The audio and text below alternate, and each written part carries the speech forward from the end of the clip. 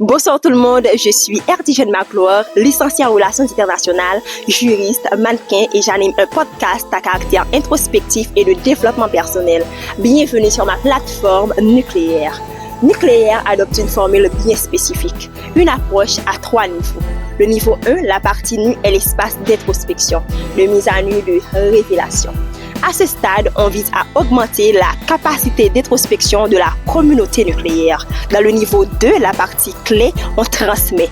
On partage des clés et techniques liées au sujet abordé. On fournit des outils qui ont fait leur preuve pour avancer. Et le dernier niveau, la partie R, est un moment de légèreté. Un moment d'exercice de relaxation pratique, intellectuelle, qui vise à pousser le cercle nucléaire à posséder ces moments. Donc, c'est là qu'on s'exerce à ancrer les acquis des sections précédentes. En plus de vidéos sur notre YouTube, nous organisons des ateliers de transformation en présentiel qui suivent, bien sûr, notre formule nucléaire. J'ai donc le plaisir de vous inviter à notre rencontre clé de soi de ce mois d'août autour du thème « Passer de la résilience qui enchaîne à celle qui libère ».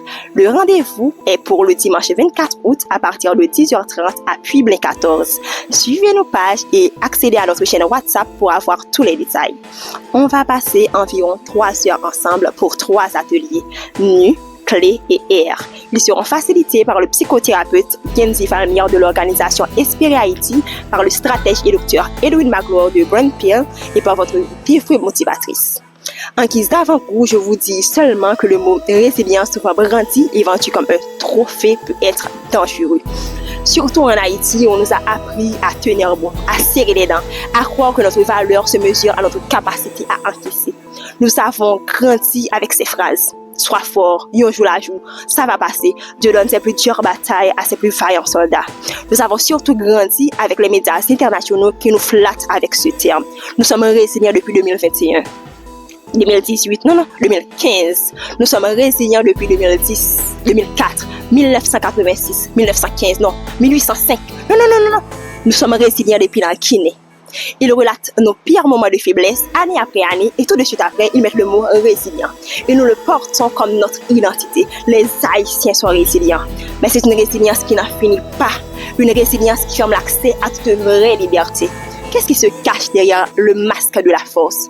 Souvent, un cœur épuisé, un corps sous tension, une âme qui ne s'écoute plus, des ambitions tuées, toute une vie mise entre parenthèses.